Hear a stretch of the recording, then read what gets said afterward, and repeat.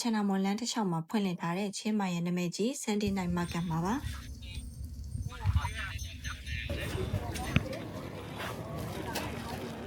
ရောက်သွားတဲ့အချိန်ကတော့အခုမှညနေ4 နာရီလောက်ပဲရှိသေးတော့ဆိုင်တွေကတော့အခုမှစပြီးတော့ခင်းနေတော့မှာ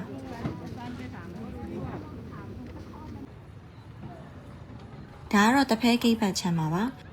ဒီနားမှာဆိုရင်ခိုးတွေကိုအစာကျွေးထားပြီးတော့တပုတ်ရိုက်တဲ့သူလာလို့ရှိရင်ဒီကြောက်ခဲထည့်ထားတဲ့ရေတန့်ဘူးလေးကိုပစ်ပြီးတော့သူတို့ခိုးတွေထပြန်အောင်လို့လှန့်ပေးတာပေါ့နော်အဲ့ချိန်ကျရင်ခိုးတွေထပြန်တဲ့အချိန်နဲ့တပုတ်ရိုက်တဲ့အခါမှာဆိုရင်သူတို့လှတယ်ပေါ့နော်အဲကြောင့်မို့ဒီနားမှာတော်တော်များများကတော့အဲ့လိုမျိုးခိုးတွေနဲ့ဒီဂိတ်ကြီးနဲ့တပုတ်ရိုက်ရှင်တဲ့သူတွေတော်တော်များများကတော့ဒီနားမှာလာပြီးတော့တပုတ်ရိုက်ကြတယ်ညာစီထဲမှာဆိုလို့ရှိရင် sweet food တော်တော်များများရတယ် handmade ပစ္စည်းတွေရယ်ပြီးတော့ချင်းမိုင်ရထွက်တဲ့ချင်းမိုင်ထွက်အထည်တွေအဝတ်အစားတွေအင်ဂျီတွေဘောင်းတွေဒါတွေတော်တော်များများစုံစုံလင်းလင်းရတယ်ဒီစားစရာတွေကလည်းဈေးသက်သာတယ်လို့ပြောလို့ရတယ်ဒါလေးဆိုလို့ရှိရင်ဒီဖတ်ထိုင်းကိုဒီလိုအထုပ်လေးနဲ့ထုတ်ထားတာတစ်ထုပ်ကိုဘတ်20ပဲပေးရတယ်ပေါ့နော်အသားတော့မပါဘူးအထက်မှာကြက်ဥနဲ့ပဲပြားကတော့တော်တော်များများလေးတော့ပါတယ်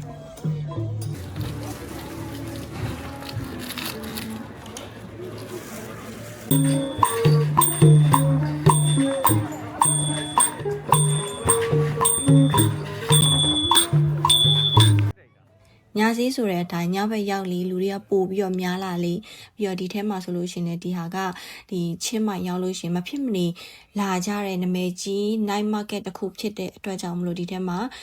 local တွေရောဒီ foreigner တွေရောတော်တော်ကိုများတယ်လူအရန်တိုးရတာမကြရင်တော့ဒီဈေးကိုညနေ6 နာရီလောက်သွားရင်တော့အဆင်ပြေလောက်တယ်အဲ့ဒီတော့ဆိုင်တော်တော်များများကလည်းဖွင့်ပြီးတော့လူကလည်းတိတ်ပြီးတော့မတိုးသေးတဲ့အချိန်ဆိုတော့အဲ့ချိန်လောက်သွားမယ်ဆိုလို့ရှိရင်တော့ပို့ပြီးတော့အဆင်ပြေလောက်တယ်ကိုကလူတိုးရတာမကြရင်ပေါ့နော်ဒီညာစီကချင်းမိုင်ရဲ့နာမည်ကြီး night market တစ်ခုဖြစ်ပြီးတော့ Sunday night market ဆိုတဲ့အတိုင်းပဲတနင်္ဂနွေနေ့တရက်ပဲဖွင့်ပါတယ်ဒီချင်းမိုင်ကိုလာတဲ့ရက်မှာတနင်္ဂနွေနေ့ရက်နဲ့တိုက်ဆိုင်နေဆိုလို့ရှိရင်တော့ဒီညာစီကိုမဖြစ်မနေလာပြီးတော့အပတ်ကြည့်တင်ပါတယ်